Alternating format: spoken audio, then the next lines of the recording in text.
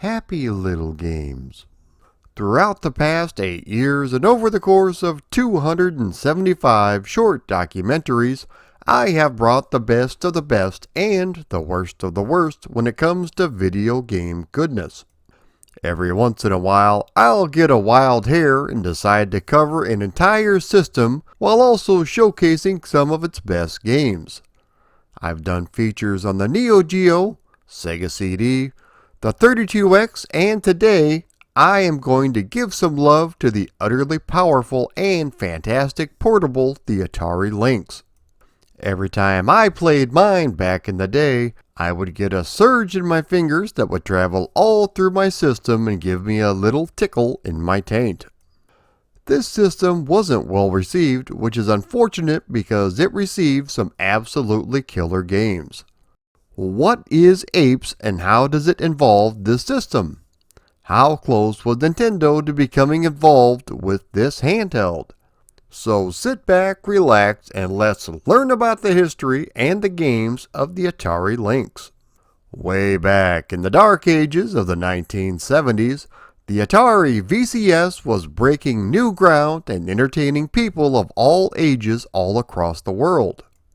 Video games were a huge business and helped establish Atari as the bona fide leader in home entertainment.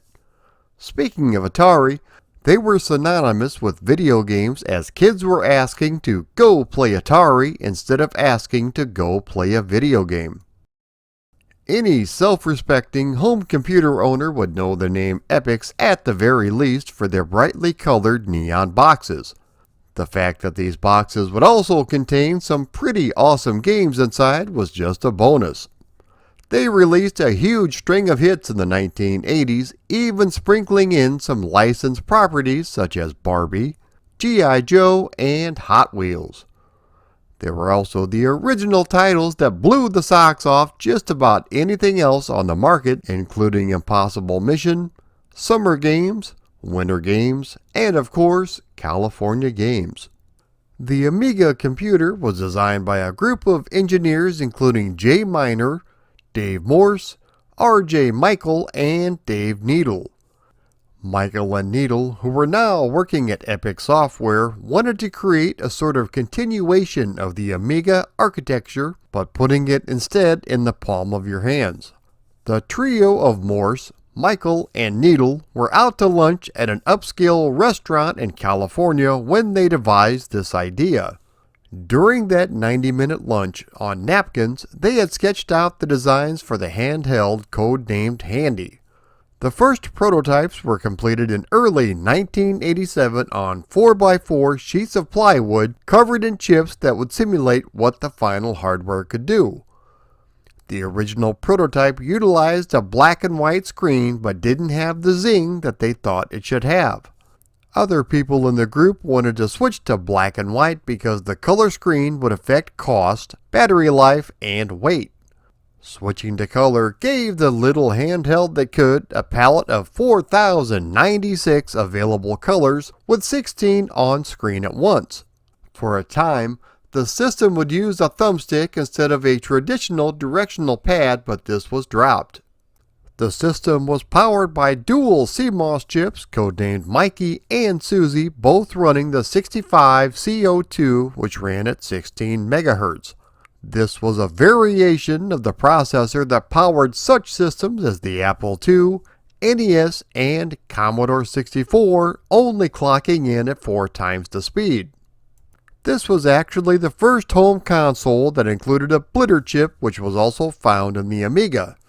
The blitter helped offset the complex calculations that the CPU would have to do. The display was finally settled on a 3.5-inch LCD backlit display with the resolution of 160 by 102. Due to the cost of the glass and the components, this is what they were limited to. Thanks to the custom chips involved and the powerful 16 MHz clock speed, the system was capable of utilizing an unlimited number of blitter sprites that also included hardware sprite scaling and rotation. A 4-channel custom sound chip was created with the ability to play digitized or sampled sound on each one of the channels without stressing the CPU. How about another ball? Battery life would always be a concern when it came to the system, as it sucked the life out of 6 AA batteries in 4 to 5 hours of continuous play. You could always get around this by using the optional AC adapter, but be warned, your lights could flicker like an old black and white prison movie. This was another reason why people in the group wanted to switch to a black and white screen so the system wouldn't utilize mass consumption of batteries.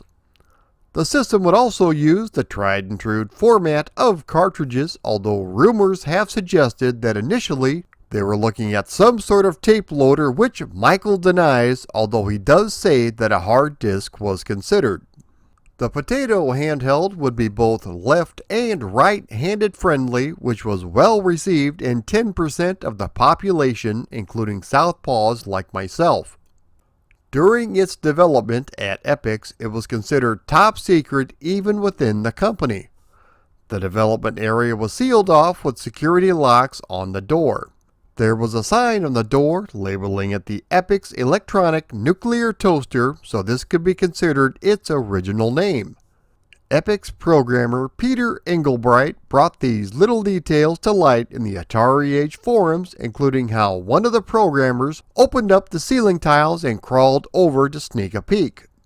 By that point, the secret was out and it was known internally as Handy. Handy was also the name of the very first Atari Lynx emulator for Windows. The sexy little handheld would also give players the option of a little multiplayer madness, allowing 17 systems to be linked together via the Lynx cable, although the most any game would use would be 8, which was Todd's adventure in Slime World. Originally, the system was going to be networked via infrared technology and was codenamed Red Eye. Later revisions would give you the option of turning off the backlit screen to save on battery life. The system also supported a handy, no pun intended, headphone jack. The system made its debut behind closed doors at the Winter Consumer Electronics Show in 1989. Around this time, Epix was starting to suffer serious financial difficulties and did not have the capital to bring the Handy to market. A meeting was quickly put together with the president of Nintendo in an attempt to sell the system outright so the company could release it as one of its own products. After an embarrassingly strong-armed pitch by Epix board member Joe Horwitz, the trio were essentially asked to leave the building. Before they had the opportunity to leave, a couple of boxes were brought into the room. Nintendo opened the boxes and revealed 2 handheld video game consoles that were connected with a communication cable. This tiny little gray handheld was playing a portable version of Tetris and was ready to go to market. The trio would end up making a similar pitch to Sega, but they also declined. They were literally at the end of their rope when they decided to give Atari a chance. Atari had actually been toying with the idea of a portable machine, the Atari 2200, which was based on the 2600, but they weren't very successful at developing the idea. Jack Tramiel, the company's chief executive officer, had a less than stellar reputation when it came to dealing with other companies, but the team really didn't have much choice. It was decided that Atari would manufacture and market the handheld while Epix would create the games, getting paid by Atari for each title that was produced. However, in the contract was a clause that issued Epix a deadline. Epix had 60 days to fix any bugs that Atari wanted rectified. Atari would typically wait until the very last minute to mention these bugs, which would often be inadequate time to make the necessary fixes. Due to the clause in the contract, this would give Atari the legal right to withhold payment to Epix, sending the company into financial turmoil. This would ultimately lead to its bankruptcy. Atari threw a lifeline and offered to pay Epix provided they sign over the Handy lock, stock, and barrel. Atari had considered going with the name Atari Portable Entertainment System until it was pointed out that the acronym would be APES, so they changed it. The name Lynx was chosen for its ability to link systems together and nothing to do with the feline family.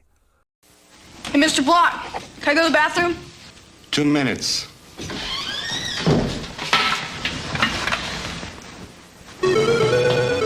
Oh, yes! Oh, yes, yes! I'm in the tube! Oh, yes, yes! Oh! All right! Introducing Lynx from Atari, the color video game you can get away with. Well, sometimes. It debuted in September 1989 here in the States, just 2 months after the Game Boy. While the system itself had a larger footprint than the Game Boy, it was also twice the price, clocking in at $179.99. This was also leaps and bounds above the Game Boy in just about every way possible except for its library. The system launched with 3 titles: Blue Lightning, Gates of Zendikon, and Electrocop. However, the big pack-in title that came with the system, at least initially, was California Games. This was a fantastic conversion from the much beloved computer game, and honestly, surfing is still so much fun to play to this day. When I purchased my system, it came with the option of a free game of my choosing, and I picked Blue Lightning, which was a fantastic game that really showed off the system's potential. What's funny is, you had to mail in your Atari UPC label, which, coincidentally enough, was the post office 3 miles from where I lived. The system would have 71 official releases over its brief lifespan, but the system has been kept alive thanks to its thriving homebrew and modding community. In that time, a number of prototypes have trickled out, including some almost fully complete games such as Road Riot,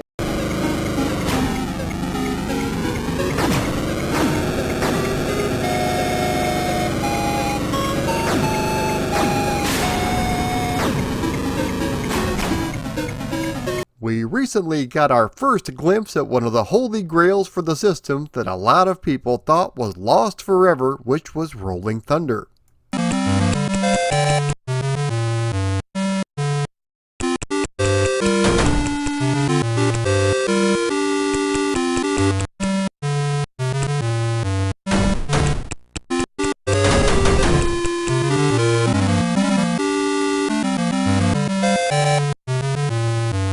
In the meantime, if you needed to accessorize your little dark gray beauty, then there was always the extra battery pack, car adapter, screen protector, and carrying case. In an attempt to compete with a juggernaut known as the Game Boy, the price was reduced a couple of times, finally ending up at $79.99. The cartridges initially were flat and were designed to be stackable. While this proved to be efficient, it was difficult to remove from the console, so a second version included a ridged underside was released. Finally, the third and final style, the curved lip housing, was utilized. The cartridges weren't the only thing to get a revision, as in July of 1991, Atari emerged with the Lynx 2. This included a smaller, lighter version of the system with rubber grips and a slightly clearer backlit display. The backlight could also be turned off while the game was paused to save on battery life. The mono headphone jack was also replaced with a stereo version. The battery life increased by about an hour with this new revision. The price would also drop to $99 without any accessories. It was in 1992 that a movie tie-in with Batman Returns offered up Atari Lynx commercials to be played before the movie in theaters. Not to mention the actual Batman Returns game, which launched alongside the movie in the summer of 1992. Coming to a screen near you in over 4,000 colors with full stereo sound on the largest portable video game screen in the world. Free only on Atari Lynx.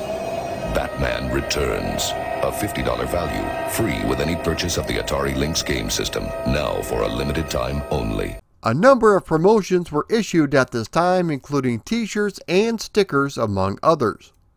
The system would become known for its huge number of fantastic arcade conversions such as Stun Runner and Road Blasters, but it also offers some pretty good original IPs, but I'll get to those in just a moment.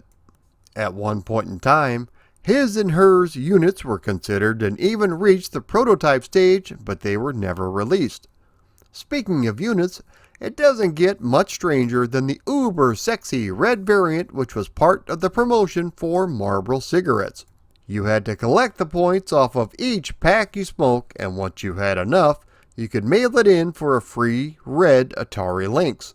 It also came with a free motorcycle game, which makes perfect sense because the best time to have a puff on one of those long, thin cancer rods was when you were tearing down the road on your Harley. By the way, the game itself wasn't very good either, with droning sound and repetitive gameplay. Unfortunately, there was just no way to stop the itty-bitty gray Game Boy. While the Lynx sold a respectable 2 to 3 million units, the Sega Game Gear sold 10 million units, and by the mid-90s, the Game Boy sold around 20 million units. In its lifespan, along with the Game Boy Color, it would sell close to 120 million units, making it the fourth best-selling console of all time. In 1993, however, Atari decided to focus all of its efforts on the launch of the Jaguar, letting the Lynx die a slow death. By 1995, they officially discontinued the system. As I mentioned, the Atari Lynx fanbase have taken it upon themselves to create some truly spectacular products, especially in the year 2024. We have modern LCD replacements, rechargeable batteries, VGA and HDMI out, and even a controller mod that lets you use an external controller. A flash card that allowed you to use existing ROMs on a real Atari Lynx handheld was also available. In 2022, a compilation of Atari titles was released in conjunction with Atari's 50th anniversary. It was entitled Atari 50, which included 109 titles for systems such as the Atari 2600, 5200, 7800, Jaguar, and the Lynx. As previously stated, there were only 71 official titles, with new ones constantly being worked on thanks to the homebrew community. These games I'm going to showcase are some of my favorites, so let me know down below what some of your favorites are as well. When I purchased my Atari Lynx, one of the first titles I was hopeful that would receive a conversion was Stun Runner, and thankfully, the version we received lived up to its name. Converting a powerful Atari coin-op onto lesser hardware is always a bit tricky, and most of the time it never lives up to the hype.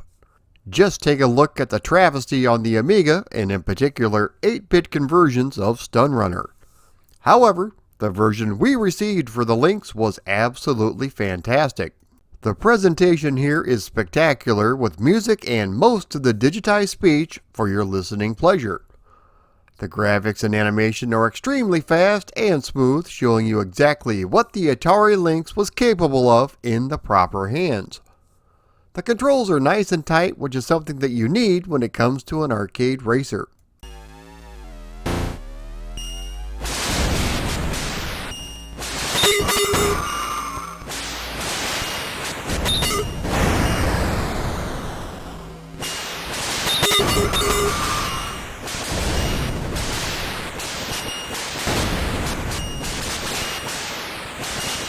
Speaking of racers, I might as well go ahead and mention Road Blasters, which was also programmed by D. Scott Williamson, who also programmed Stun Runner.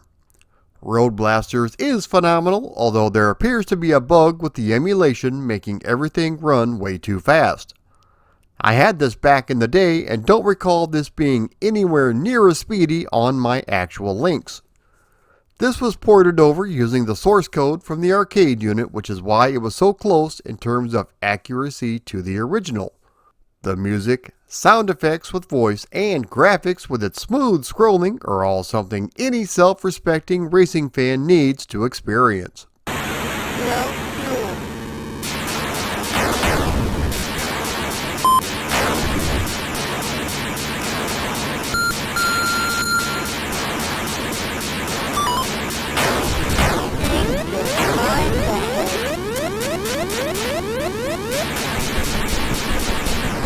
And sticking with D. Scott Williamson one more time, another fantastic game is Toki. This was adapted from the arcade run-and-gun game of the same name, in which you control a strange half-monkey, half-human, but all-man, who has to make his way over the various levels and rescue the beautiful Princess Miho, who was kidnapped by the evil Vukumedio. Thanks to your half-monkey state, you also have the power of Super Spit, which will take out the enemies in your path.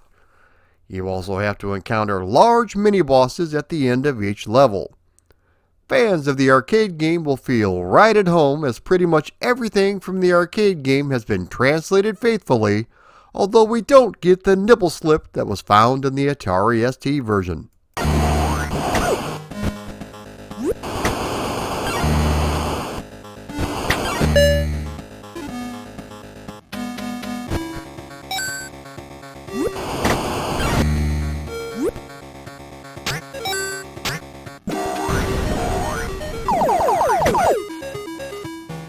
It's not one of my favorite games, but I wanted to point out what a missed opportunity hard driving was on the system.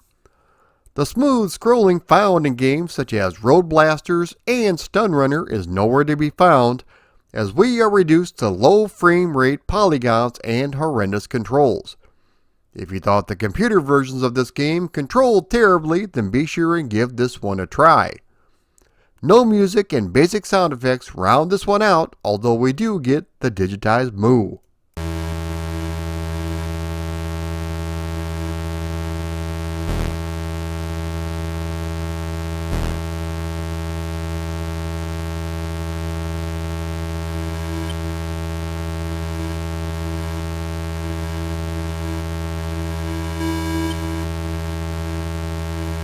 So far, this list is made up of mostly arcade conversions, so I might as well mention another one, which is Rampart. This is a fantastic conversion of the Little Scene arcade game, but it was converted to pretty much every system and computer on the market. This is a game that combines a number of genres, from strategy to puzzle to shoot 'em ups, in which players control and defend a territory involving castles and cannons. You have to play offensively and defensively, building up your walls and attempting to destroy the enemy. The game was lots of fun to play, and it translated nicely onto the Lynx. The gameplay has elements of Tetris, in which you are given bricks of different sizes to rebuild your castle. The graphics and animation are very nice, with a spectacular opening and nice music. There is also plenty of digitized speech. There is also some fun multiplayer madness thanks to the Comlinks cable. If you've never had a chance to play this game, be sure and check it out.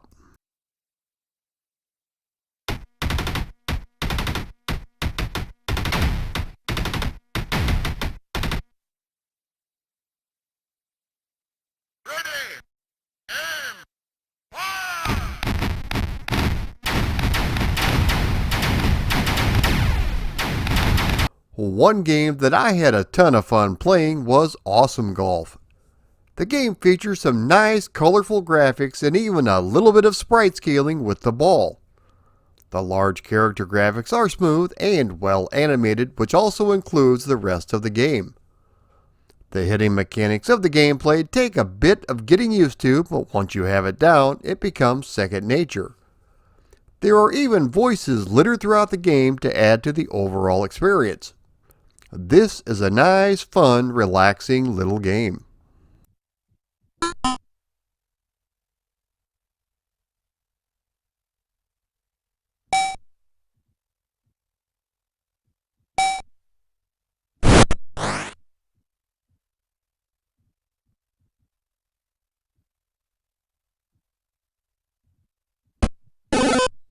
Batman Returns is your typical brawler, but the game is extremely difficult.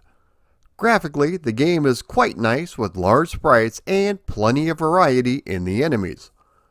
The animation is also extremely smooth. The controls are fairly simple, with you having to jump, somersault, punch, and throw batarangs all around. Did I happen to mention that the game was difficult? The enemies are absolutely relentless, and you only have one life with no continues. The game only takes place across 4 stages, but with only 1 life, that's pretty much all you need. The music and sound effects are pretty good with some nice moody tunes while you play.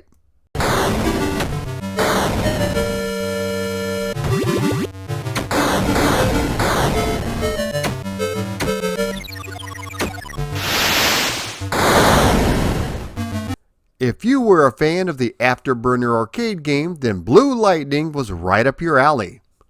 This is an arcade combat flight title which is very similar to the aforementioned Afterburner. You have to complete a series of tasks over the course of 9 missions. The graphics were phenomenal at the time with smooth scaling and fast gameplay. The game was impressive back in 1989, and even today, the smooth scaling can still be appreciated. The developer was also influenced by Spectrum Holobyte's Falcon, but wanted to lean more towards an arcade-style shooter. The playability is fantastic with nice, tight controls.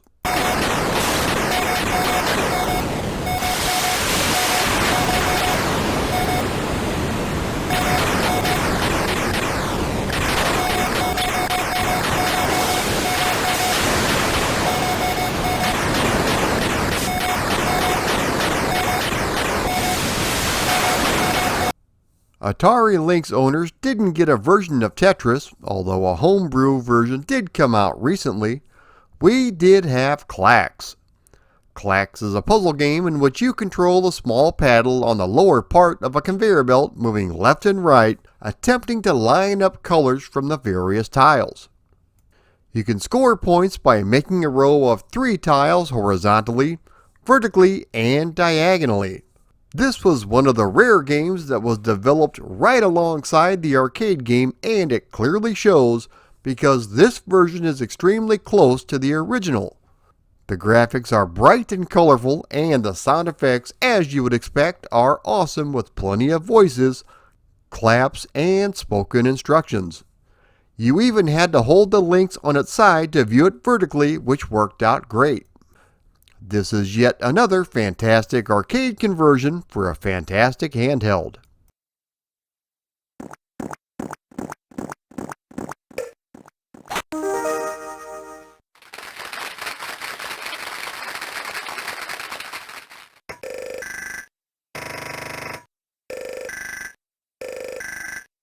Clack Wave. When it comes to arcade pinball, my top 2 favorites are the Addams Family and Terminator 2. Prior to these 2 though, my absolute favorite was Elvira and the Party Monsters. A big part of this was not only the excellent pin action, but also the speech and sound effects straight from the horror icon herself. When I saw that this game was going to be released as a 2-pack, I couldn't wait to get it, and I was not disappointed. Now granted, one of the hardest things to get right in a pinball game are the ball physics, which this game does a decent job of. They are good, but nowhere near as good as, say, Pinball Fantasies on the Amiga or Future Pinball on the Xbox. In 1991, this was as close as you were going to get to a licensed pinball game, and I thought it turned out great. The playfield is bright and vibrant with smooth scrolling of the table. The sound effects and voices have also made it over. Throw in the fact that it also includes the table police force, and it's well worth the cost of admission if you are a pinball fan. 10-4, we're going in.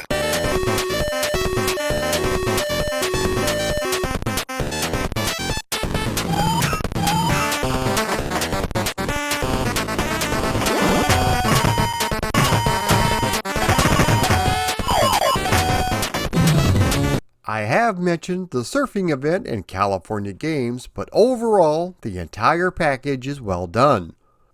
There are 4 events in total, including Half Pipe, in which you whip out your skateboard and perform some pretty gnarly tricks.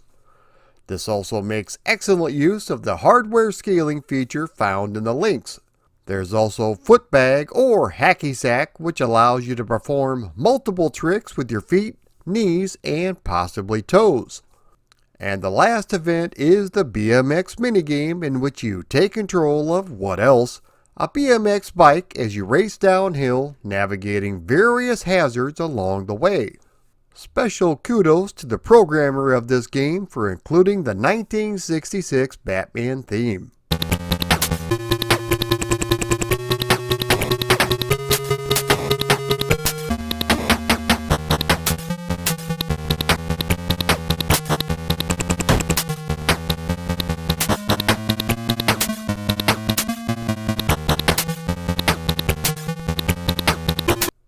Another game that doesn't get a whole lot of love is Dracula the Undead.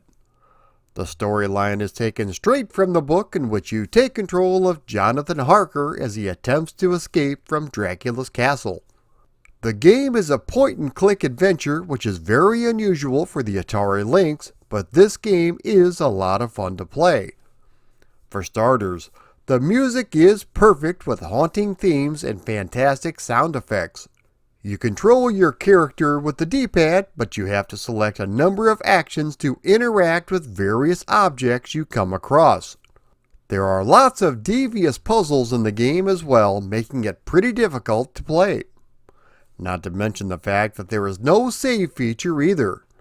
However, if you like these sorts of games and the source material, you just might want to have a look.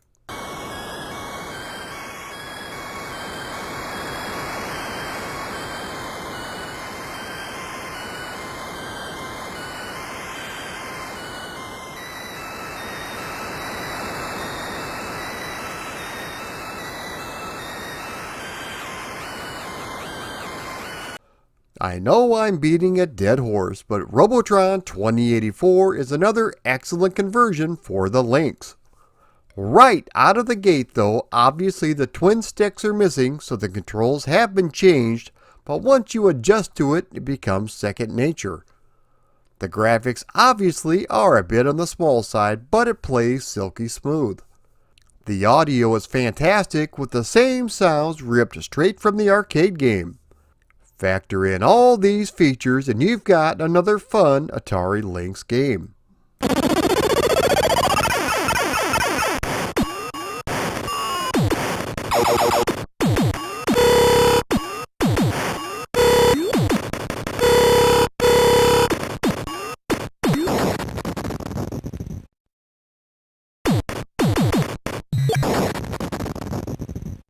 Another of my favorite conversions for the system is APB.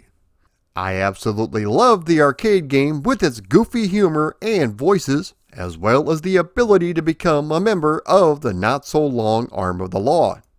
Nothing will compete with the steering wheel that was found in the arcade game, but the Atari Lynx does a decent job at replicating the controls. You have a button for your throttle and another for your siren, which is used to arrest the offending perps.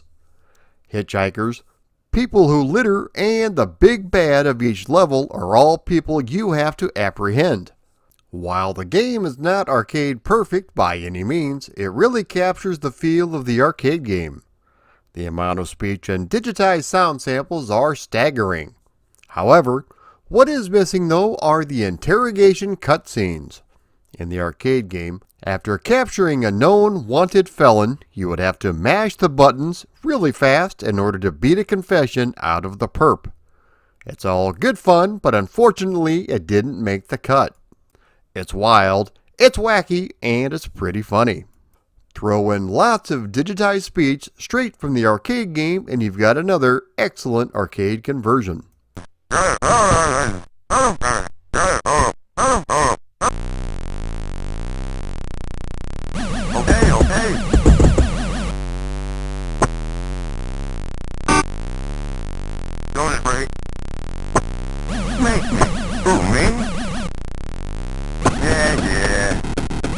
And there you have it, my friends, the history and the games of the Atari Lynx. This is a fantastic handheld, and with the modern mods that are available, its popularity continues to grow. These titles are just some of my favorites. There are a lot more, so if you would like to see a part 2, let me know in the comments down below. Thanks everybody for watching. If you like this video, be sure to like, comment, share, and subscribe. Also, if you would like to support me on Patreon, please click the link below. If you would like to contribute but not sign up for my Patreon, you can always click the donate button up above. Thanks everyone for watching.